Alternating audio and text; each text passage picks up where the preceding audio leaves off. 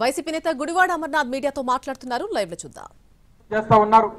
దాదాపు 21 రోజులుగా వాళ్ళు వంట వార్పు కార్యక్రమాన్ని పెట్టుకొని ఇంట్లో ఆడ మగ అంతా రోడ్డెక్కి మా జీవితాలను తీసేయొద్దు అని చెప్పి వారు మొరపెట్టుకుంటా ఉన్నారు. వారి సమస్యలు కూడా చెప్పుకునేటువంటి దానికి అవకాశం.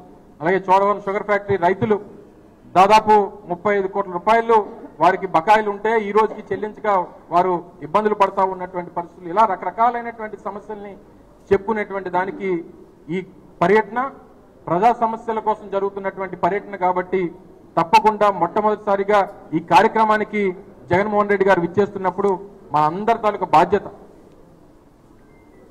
మొన్న జరిగినటువంటి ఎన్నికల్లో బాగా నష్టపోయినటువంటి ప్రాంతం విశాఖపట్నం ప్రాంతం.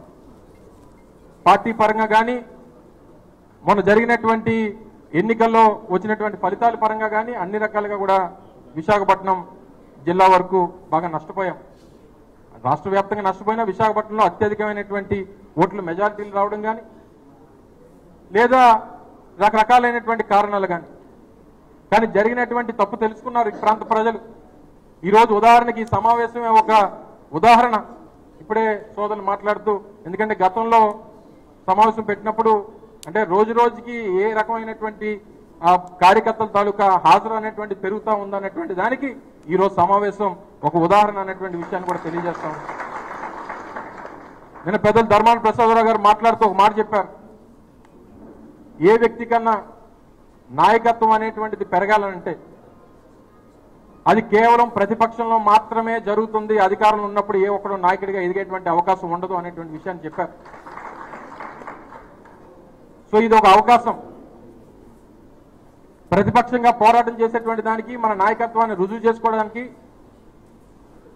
ఏ చిన్న ప్రజా సమస్య ఉన్నా దాని మీద స్పందించేటువంటి దానికి ప్రతిపక్షం ఒక మంచి ప్లాట్ఫామ్ అనేటువంటి విషయాన్ని సహజంగా రాజకీయంగా ఉన్నటువంటి ఉద్దండులు చెప్పినటువంటి సత్యాలు ఇవన్నీ.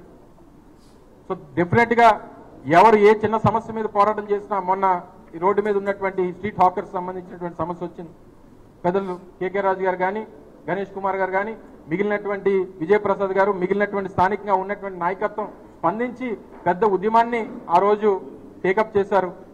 సరే, మనం న్యాయం చేయగలిగామా లేదా ప్రభుత్వం స్పందించిందా లేదా అనేటువంటిది పక్కన పెడితే, కనీసం మనకు కష్టం వస్తే, పేదవాడికి బాధ వస్తే మనల్ని ఆదుకునేటువంటి దానికి ఒక నాయకత్వం ఉంది అనేటువంటి భరోసానైనా వైఎస్ఆర్ కాంగ్రెస్ పార్టీ కల్పించింది.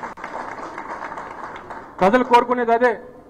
ఆ రోజు మన స్ట్రీట్ హాకర్స్ మాట్లాడినప్పుడు చూసాం, వాళ్ళు డైరెక్ట్గా చెప్పారు, మేము కూటమికి ఓటేసాం, మా కడుపు కొట్టారు అనేటువంటి మాట చెప్పారు. కడుపు కొట్టిన తర్వాత మళ్ళీ తిరిగి ఆ పార్టీకి ఓటేసేటువంటి ప్రసక్తే ఉండదు. సో మళ్ళీ తిరిగి వారిని చేరువ చేసుకోవాల్సింది, వాళ్ళని హక్కును చేర్చుకోవాల్సినటువంటి బాధ్యత మన మీద ఉంది. డెఫినెట్గా ఆ బాధ్యత మన పార్టీ తీసుకుంటుంది అనేటువంటి విషయాన్ని కూడా వారు నిన్న యాక్చువల్గా కన్నబాబు గారి తాలూకు విజిట్ని ఈరోజు పెట్టవలసింది. వారి ఇంట్లో చిన్న ఇన్సిడెంట్ అయ్యింది. సో వారు వెళ్ళిపోవడం జరిగింది. సో డెఫినెట్గా వారికి అండగా ఉంటాం అనేటువంటి భరోసాని స్థానిక పార్టీ అధ్యక్షులు కేకే రాజు గారు, జిల్లా నాయకత్వం అంతా కూడా వారు ఇవ్వడం జరిగింది. మనం ఏమనంటే, మీరు కూడా కొట్టేశారు కదా, మనం కూడా కొట్టాం, ఉన్నవాడిని కొట్టాం. వీరు ఈ ప్రభుత్వం పేదవాడిని కొట్టింది, ప్రభుత్వ భూములు కాజేసిన వాడిని కొట్టాం మనం. కానీ ప్రభుత్వం మీద ఆధారపడినటువంటి పేదవాడిని కొట్టారు ఈ కూటమి ప్రభుత్వం. సో వారికి మనకి చాలా తేడా ఉంది. సో డెఫినెట్గా ఈరోజు ప్రధానమైనటువంటి సమస్య మెడికల్ కాలేజ్.